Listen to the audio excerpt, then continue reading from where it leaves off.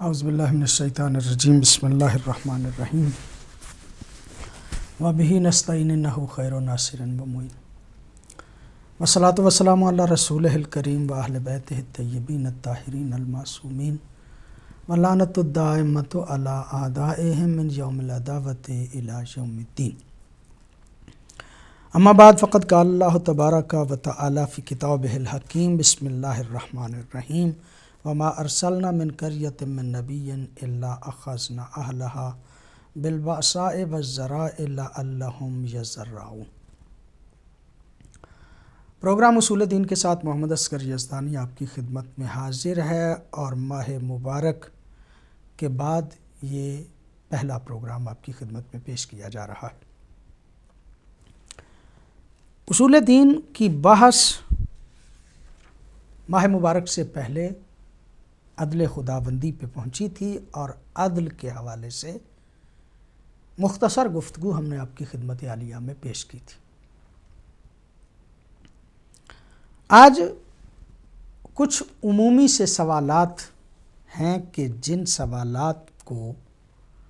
بعض حلقوں کی طرف سے اٹھایا جاتا ہے، اور بنیادی طور پہ یہ اعتراض ہے عدل الہی پہ۔ ہم کوشش کریں گے کہ ان سوالات کو خلاصتاً پیش کریں اور پھر ان سوالات کا جواب کسی حد تک آپ کی خدمت میں پیش کریں۔ پہلا سوال کہ جو اس حوالے سے کیا جا سکتا ہے وہ یہ ہے کہ اگر اللہ رب العزت عادل ہے تو پھر یہ حوادثات جتنے بھی ہیں یہ کیوں ہوتے ہیں؟ ایسے حوادثات آتے ہیں کہ جن سے لوگوں میں پریشانیاں بہت زیادہ بڑھ جاتی ہیں، اور دنیا کا نظام درہم برہم ہو جاتا ہے۔ اگر اللہ عادل ہے تو وہ انسانوں کو مشکلات میں کیوں ڈال دیتا ہے؟ بڑے اچھے انداز سے زندگی چل رہی ہوتی ہے، اور اس زندگی کو بالکل ایک مرتبہ اس کا رخ تبدیل کر دیا جاتا ہے۔ مثلا اس وقت بھی پاکستان میں سیلاب جو ہے وہ آیا ہوا ہے، اور بہت زیادہ لوگ جو ہیں وہ مشکلات و پریشانیوں کا شکار ہیں۔ دیہات کے دیہات زیر آب ہیں، گھر جو ہیں وہ لوگوں کے خراب ہو رہے ہیں، زیر آب آ رہے ہیں، پریشانیاں بڑھ رہی ہیں، مال و متاع حالت خطر میں ہے۔ کیا عادل خدا کو ایسا کرنا چاہیے کہ وہ ایسے حوادثات جو دنیا پہ آتے ہیں ان کے ذریعے سے انسانوں کو مصیبتوں اور پریشانیوں میں مبتلا کر دے؟ سوال کا خلاصہ یہ، اور اب ہم کوشش کرتے ہیں اس کا کسی حد تک جواب عرض کرنے کی۔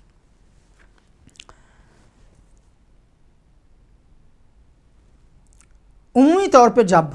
اس حوالے سے بحث کی جائے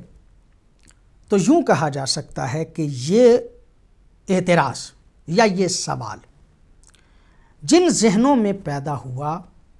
ان ذہنوں میں صرف ایک رخ ہی سوچ کا تھا۔ وہ ایک ہی انداز سے سوچ رہے تھے، اور دوسرے رخ سے وہ بالکل کبھی سوچنا چاہتے بھی نہیں تھے۔ انسان ہمیشہ اپنے مفاد کو پیش نظر رکھتا ہے، اور عمومی مفاد جب خطرے میں پڑتا ہے تو وہ اپنے لیے مصیبت اور اپنے لیے مشکلات تصور کرتا ہے۔ لیکن کیا صرف ہمیں ذاتی مفاد اور وقتی مفاد جو ہے اسی کو پیش نظر رکھتے ہوئے، اسی کو اپنے سامنے تصور کرتے ہوئے عدل الہی پہ اعتراض کرنا چاہیے؟ اور پھر میں یہ بھی عرض کروں کہ انسان شاید اپنے ان مفادات سے آگے سوچتا ہی نہیں، یا سوچنے کی صلاحیت ہی نہیں رکھتا۔ وہ وہی چیزوں کو دیکھتا ہے کہ جو اس کے لیے فائدے مند ہے، اور انہی چیزوں کو دیکھ کے وہ اس بات کا فیصلہ کر لیتا ہے کہ یہ تو اللہ رب العزت کی طرف سے جو مفادات خطرے میں گویا پڑ گئے، تو یہ اللہ رب العزت کی طرف سے اچھی بلی چلتی ہوئی زندگی کہ جس میں انواع و اقسام کی راحتیں، آسائشیں اور آرام موجود تھا، وہ سب کا سب ختم ہو گیا، اور وہ حکیم کہ جس نے اس کو ختم کیا ہے گویا وہ عادل نہیں رہا۔ پہلی بات تو یہ، اس کے جواب میں یہ عرض کروں کہ جب اگر ہم اس بات کو تسلیم کر لیں کہ وہ ذات حقیقی حکیم ہے، دانا ہے، اور وہ اپنی مخلوق کے ساتھ ہمیشہ حکمت سے پیش آتا ہے، اگر یہ نظریہ پوری طرح سے ہمارے ذہنوں میں بیٹھ جائے کہ ہم اللہ رب العزت کو حکیم تسلیم کر لیں اپنے نہا خانہ دل سے، تو پھر یہ اعتراض بنتا ہی نہیں، اس لیے کہ فعل الحکیم لا یخلو عن الحکمہ، حکیم کا فعل کبھی بھی حکمت سے خالی نہیں ہوتا۔ جب اللہ رب العزت کسی چیز کو کرتا ہے تو وہ صرف ظاہری اور سامنے والے مفادات اس ذات کے پیش نظر نہیں ہوتے، بلکہ اس کائنات کے نظام کا مستقبل جو ہے وہ بھی چونکہ اس کے علم الہی میں گویا علم الہی میں موجود ہے، لہٰذا ان تمام تر چیزوں کو دیکھ کے جو بھی حوادث آتے ہیں، جو بھی واقعات آتے ہیں، وہ جو بھی مصائب و مشکلات آتی ہیں، ان میں انسان ظاہری طور پہ تو یہ تصور کرتا ہے کہ یہ مجھ پہ مصیبت ہے، لیکن اس کے بعد اس کے اثرات کیا ہونے والے ہیں اور اس کا فائدہ نوع بشر کو کیا ہونے والا ہے، یا اس میں مصلحت توحید جو ہے وہ کیا تھی، اس کی طرف ہماری توجہ بہت کم ہوتی ہے۔ ہم صرف ظاہری اچھے برے، ظاہری خوبصورت، ظاہری بدصورت کو دیکھتے ہیں، ہمیں یہ نہیں پتہ ہوتا کہ اس جو اظہار اچھائی کر رہا ہے یہ در حقیقت بھی اچھا ہے، یہ جو برائی کر رہا ہے یہ برائی جو ہمیں محسوس ہو رہا ہے کہ یہ ہمارے ساتھ برائی کر رہا ہے، اس برائی کا نتیجہ شاید ہمارے فائدے کے لیے وہ کوئی کام کر رہا ہو، یا مثلا فرض کریں کہ ہم ظاہری خوبصورتی کو دیکھ کے مائل ہو جائیں، لیکن کیا پتہ کہ اس کے بعد اس کے اثرات کیا مرتب ہوں، اور ہم کسی کو ظاہری بدصورت سمجھ کے اس سے تنفر کرنا شروع کر دیں، اس سے نفرت کرنی شروع کر دیں، لیکن کیا پتہ کہ اس کے بعد اگر ہم اس کے ساتھ تعلق رکھتے تو اس کے اثرات جو ہیں وہ کیا ہوتے۔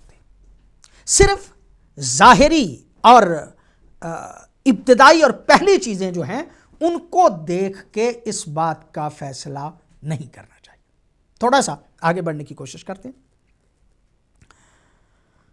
یہی مصیبتیں اور یہی پریشانیاں انسانی اخلاق میں بہت زیادہ مؤثر ہوتی ہیں۔ جب کوئی انسان نعمتوں سے سرفراز ہو جاتا ہے اس کا اخلاق تھوڑا سا اور طرح سے ہو جاتا ہے۔ جب اس کے پاس ہر قسم کی سہولیات ہوتی ہیں، ہر قسم کی نعمتیں اس کے پاس موجود ہوتی ہیں، ہر قسم کی سہولیات وہ اپنے سامنے جو ہے وہ محسوس کرتا ہے، کاریں اس کے پاس ہے، کوٹھی اس کے پاس ہے، بہت زیادہ پیسے جو ہیں اس کے پاس موجود ہیں، وہ جو چاہتا ہے اس کے سامنے حاضر ہو جاتا ہے، نوکر و چاکر اور وہ تمام ملیں اور پتہ نہیں کیا کیا جو ہے وہ اس کے پاس موجود ہے۔ لیکن ایسے عالم میں وہ پھر غرباء کا بھی خیال رکھے گا، غریبوں کا بھی اسے احساس رہے گا، اسے یہ بھی پتہ چلے گا کہ درماندہ لوگ جو ہیں وہ کس طرح سے زندگی گزار رہے ہیں، کیا اسے یہ بھی تصور رہے گا کہ غربت میں کس طرح سے جو ہے وہ زندگی گزارنا ہے، کیا اسے یہ پتہ رہے گا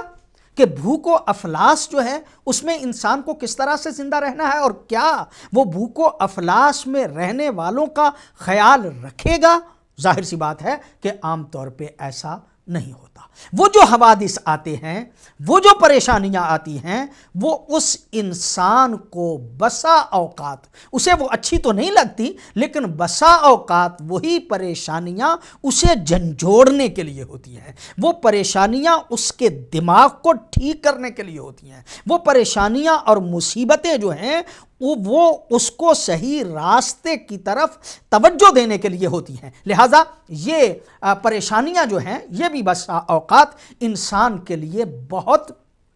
بہتری پیدا کرتی ہیں، اور یہ گویا فضائل انسانی اور اخلاق انسانی جو ہے اس کی ترقی اور اس کے ارتقاء کا سبب بنتے ہیں۔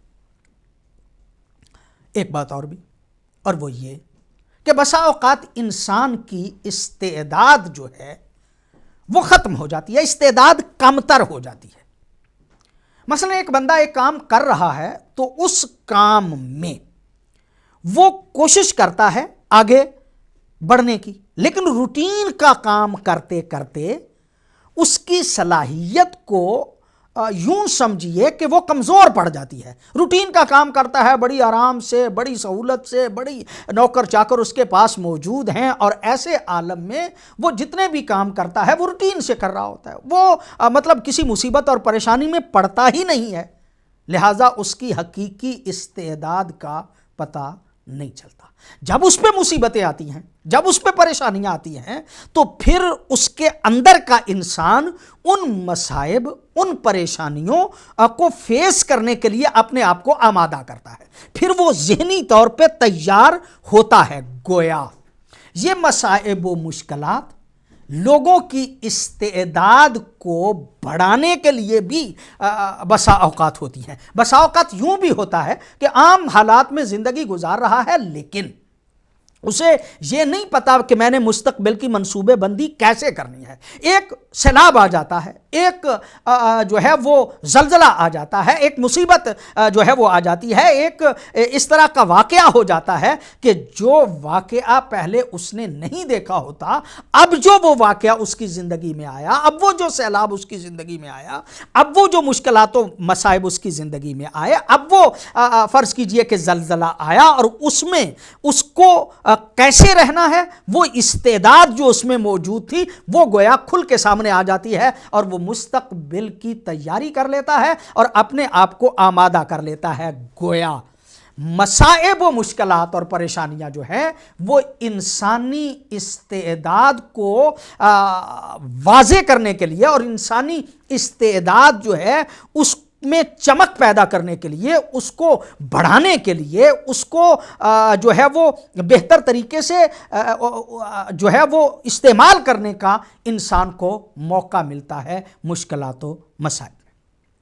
ایک چیز اور، عام حالات میں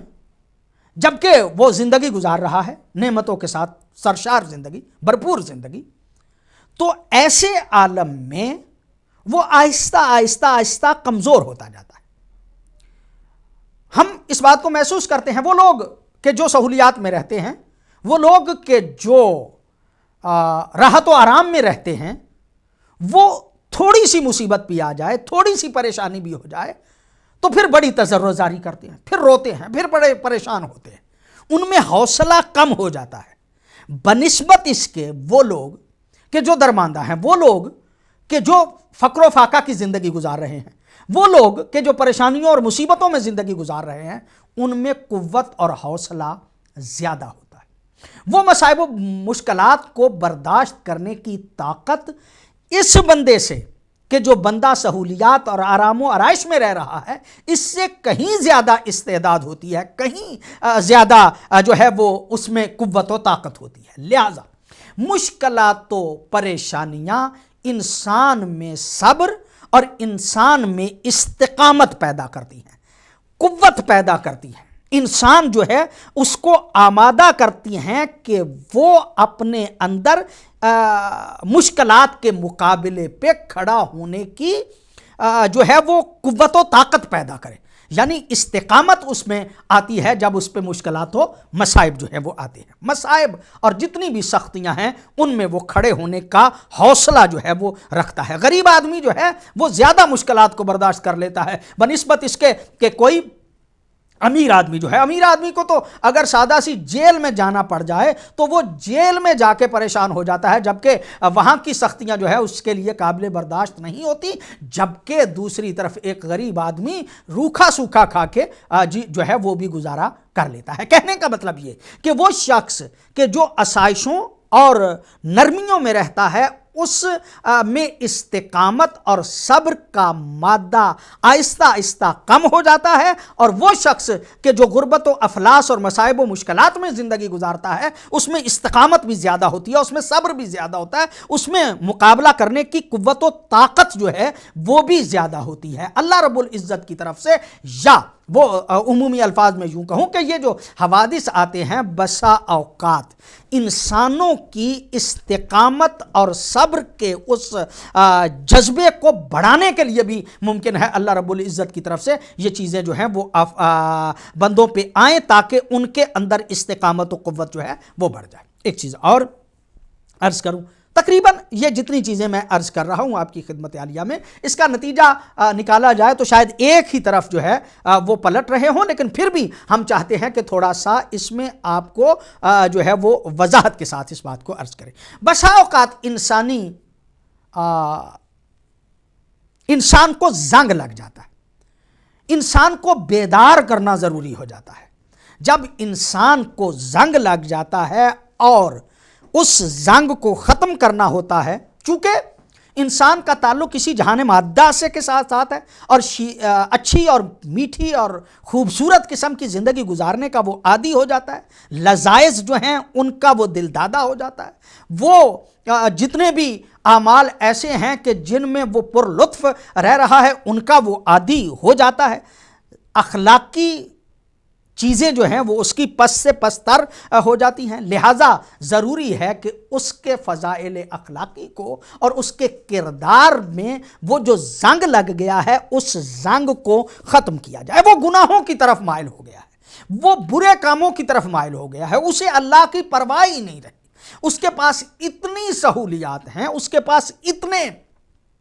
بہتر وسائل ہیں کہ اب اسے اللہ یاد نہیں رہا. لیکن جب وہ اس پہ مصیبت آتی ہے، پریشانی آتی ہے، مشکلات آتی ہیں تو پھر اس کا ذہن سے زنگ جو ہے وہ ختم ہوتا ہے اور وہ پھر اللہ کی طرف متوجہ ہو جاتا ہے. لہٰذا اللہ رب العزت کی طرف متوجہ کرنے کے لیے بھی یقینی طور پہ یہ مصائب و مشکلات جو ہیں وہ بندے پہ آتی ہیں. یا دوسرے لفظوں میں یوں کہوں کہ وہ جو غفلت کے پردے ان آسائشوں، ان آرام طلبیوں اور ان ظاہری نعمتوں کی وجہ سے اس کے ذہن پہ جو غفلت کے پردے پڑے ہوئے تھے، یہ جب مصائب و مشکلات آتے ہیں، جب یہ حوادث آتے ہیں، جب یہ پریشانیاں آتی ہیں تو اس کے ذہن سے وہ غفلت کے پردے ختم ہوتے ہیں اور پھر وہ ذات توحید کی طرف متوجہ ہوتا ہے. پھر اسے پتہ چلتا ہے کہ میرا کوئی اللہ ہے کہ جس کے حضور میں نے پلٹ کے جانا ہے. خالق حقیقی نے بھی قرآن حکیم میں اس بات کی طرف اشارہ فرمایا. خالق حقیقی ارشاد فرماتا ہے وما ارسلنا فی قریۃ من نبی الا اخذنا اہلہا بالبأساء والضراء. ہم نے نہیں بھیجا کسی بستی میں کسی نبی کو مگر اسی لیے کہ ہم نے ان کے رہنے والوں کو پکڑا مصیبتوں پریشانیوں میں، یعنی ہم نے ان پہ مصیبتیں اور پریشانیاں ڈالیں. جس نبی کو بھی جب کسی قریے میں بھیجا، جس امت میں بھیجا، اس پہ پھر بعد میں مشکلات و مصائب آئے. کیوں؟ لعلہم یضرعون، تاکہ وہ اپنے رب کی بارگاہ میں تضرع جاری کریں. لہذا ظاہری ان چیزوں کو دیکھ کے اس کو عدل خداوندی کے خلاف نہیں سمجھنا چاہیے، بلکہ یہ ساری کی ساری چیزیں اس لیے ہیں کہ آپ کو اللہ کی طرف متوجہ کیا جائے، آپ کی استعداد کو جو ہے وہ بڑھایا جائے، آپ کے ذہن کے زنگ کو ختم کیا جائے اور آپ کی قوت صبر اور استقامت کو اور زیادہ بڑھا دیا جائے. حاضر ہوتے ہیں ایک چھوٹے سے وقفے کے بعد.